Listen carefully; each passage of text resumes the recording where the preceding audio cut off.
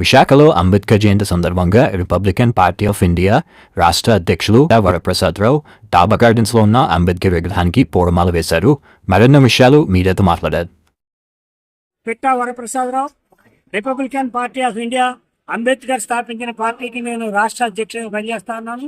ఈరోజు అంబేద్కర్ 135వ జయంతి వేడుకలు అత్యంత ఘనంగా దేశవ్యాప్తంగా జరుగుతున్నాయి. ప్రపంచ దేశాల్లో కూడా ఈరోజు అంబేద్కర్ను స్మరించుకుంటూ ఉన్నారు.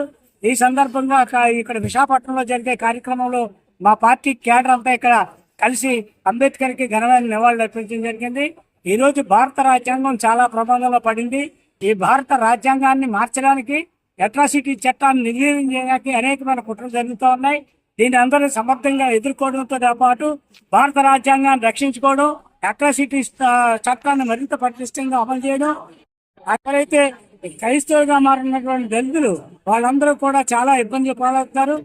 దళిత క్రైస్తవులను కూడా వాళ్ళకి కూడా రిజర్వేషన్ అమలయ్యే విధంగా ఈ భారత పార్లమెంట్ చట్టం చేయాలని ఈ రోజు మేము అంబేద్కర్ సాక్షిగా డిమాండ్ చేస్తాము. పేరు డాక్టర్ గణపతి కొంగరాపు, ఉత్తరాంధ్ర జిల్లా అధ్యక్షులు, Republican Party of India, Ambedkar. ఈ రోజు డాక్టర్ బాబాసాహెబ్ అంబేద్కర్ 135వ జన్మదిన శుభాకాంక్షలు అందరికీ తెలియజేస్తున్నాను. భారతదేశం ఈ రోజు ప్రమాదంలో పడింది. భారత రాజ్యాంగాన్ని ఈ రోజు పాలక వర్గాలను పక్కన పెట్టే పరిస్థితి ఉంది. ఈ రోజు స్వేచ్ఛ, సమానత్వం, ఈ రోజు హక్కులు కూడా హరించిపోతున్నాయి. అలాగే ఈ రోజు రిజర్వేషన్లు కూడా కనుమరుగయ్యే పరిస్థితి ఉంది. రానున్న కాలంలో పెద్ద ఎత్తున ఉద్యమాలు చేయడానికి రిపబ్లికన్ పార్టీ ఆఫ్ ఇండియా కంకణం కట్టుకుంది.